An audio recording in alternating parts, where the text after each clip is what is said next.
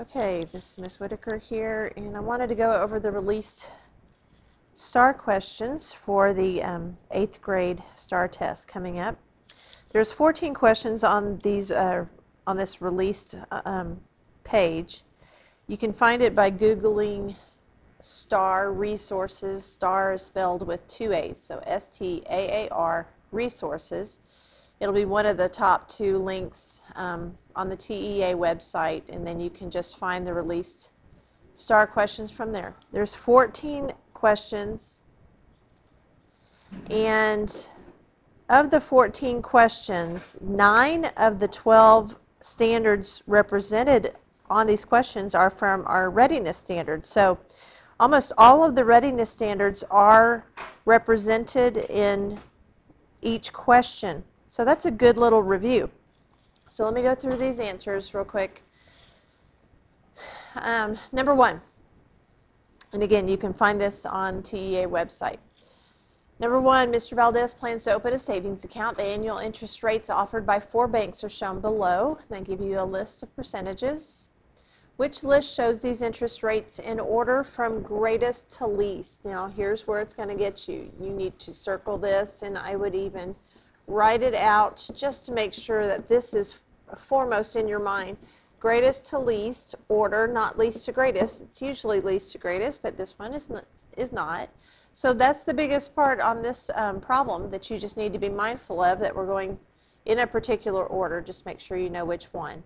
Now, I also noticed that all the rates started with a 2 as the whole number and then had some fractions. So if they're all the same whole number, then really I'm just looking at the order of the fractions. Now, a couple ways you could do this problem. You could change them all to decimals, which I am prone to do just because it's easier. I just see these as decimals in my head. Or you could change to all fractions with a common denominator. So we can change that.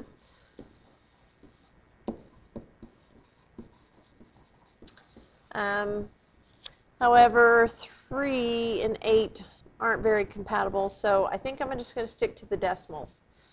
I can also use common sense just from what I know of fractions, and let me tell you what I mean by that. Taking a look at these different, I know that 1/2 is 0.5. I know that 2/3 is 0.6 repeating. It's more than a half. I know that. And I also know that 4/5 is more than a half. And I know it's also 0.8. I know that 3/8 is less than a half. Now, without doing the math, I still know it's less than a half. So I know it's the least amount, least fraction up there. So if I'm going greatest to least, I know that that 3/8 is going to be the last number in my order. And I only, looking at my answer choices, I only see one that has the 3/8 as my least. And then 4/5 is my most, and then that's 0.8, and then 0.6 repeating. And this is 0.5. And I believe that 3/8 is 0.375. And so I know I'm in order. Now just go through quickly and take a look. It looks like this one is least to greatest, letter B. The other ones are out of order. And then looks like this one needs to go to the end. So look at all your answer choices. But this is basically ordering rational numbers.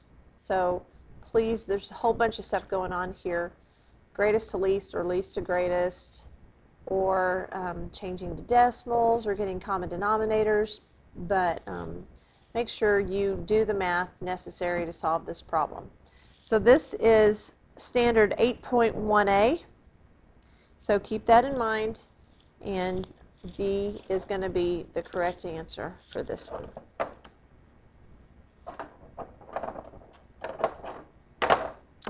All right. Next problem, number 2.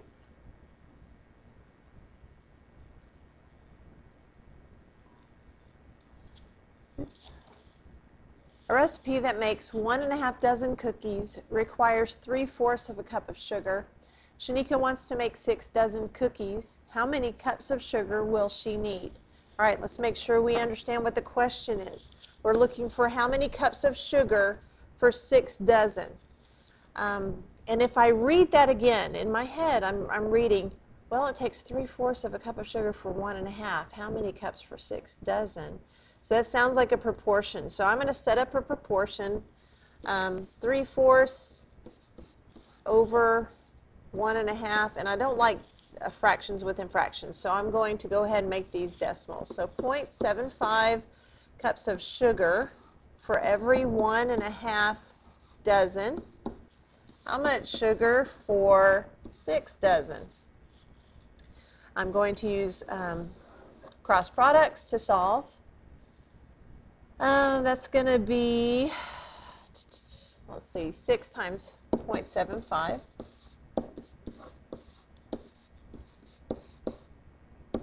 is 4 1/2. 4 1/2 then divided by 1 1/2 is going to be 3. So 3 cups of sugar for my answer. Now, if you do not recognize this as a proportion, you could set up a table, and I expect you to do that. I expect you to do whatever math is necessary to get the right answer. So if I have my table here and I have sugar over here and dozen cookies over here, I know that I have 0.75 for 1 1/2. So let's go ahead and double that. So if I have 1 1/2 here for 3 dozen, and then already I know I can get to 6 dozen easily by just doubling those numbers. If I go to 6, I'm doubling here, so double this, and that's 3 cups of sugar. So do whatever math it takes to get this right. This is standard 8.2b, and it is also a readiness standard, so you can expect to see lots of proportion problems and possibly using rational numbers. So make sure you're up on proportions. Don't forget proportions. All right, number 3. Gabriel can type 90 words in 65 seconds. Which equation can be used to find W, the number of words Gabriel can type at this rate in 125 seconds? All right, so what they said, this is key right here, this word rate. 90 words in 65 seconds is a rate. And I want to know how much in 125 seconds. So I could get a unit rate from this. I could do 90 divided by 65 to get a unit rate and then multiply that by 125. And I actually look over at my answer choices and see this to be true. Now, if I were to set up a proportion, 90 words in 65 seconds, how many words in 125 seconds, then what I'm doing is multiplying 125 and 90 and then dividing by 65. And division by 65, the only thing I see divided by 65 is A. This would be 65 times 125 divided by 90. I'm not going to multiply the 90 and the 65. They're not related. I mean, it's in the same rate, but one is words and the other is seconds. So just look at all the answer choices. This is a proportion, but it's also a unit rate or just a rate problem. And this is number 3. This is a supporting standard, 8.2D. All right, number 4. Michaela compared the prices of 4 different brands of coffee. Which brand of coffee offers a proportional relationship between weight and price? So we're looking for a proportional relationship. The same thing happens every time between the weight and the price. So let's look at 4 ounces is $1.15. 8 ounces is $2.30. I'm looking at brand 1. It looks like if I multiply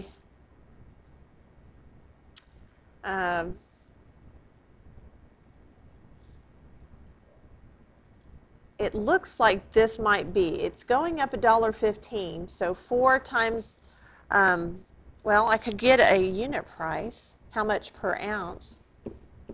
$1.15 divided by 4. That's going to give me 2. That's going to give me 8. That's going to give me 7 and then 5. 0.2875 as my unit price, or my price per ounce, and I can guarantee you that's going to be the same for all of these. It looks like it's going up $1.15, and it's the same thing every time. It started with $1.15 and then went up $1.15 every time. However, in brand 2, I'm going from $2 to $3.80, and I'm just seeing now if I can just recognize a pattern here. So this is going up $1.80, and then the next time I'm only going up $1.60, and then the time after that I'm going up $1.40. So I know that's not proportional. $1.80, $1.60, $1.40. I'm not doing the same thing every time. I know that.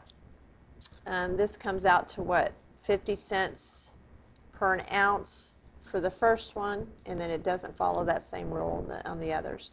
Brand 3, real quick, I see 2 goes to 3, so that's $1, and then it went up $2, then it went up $3. That's not a proportional relationship.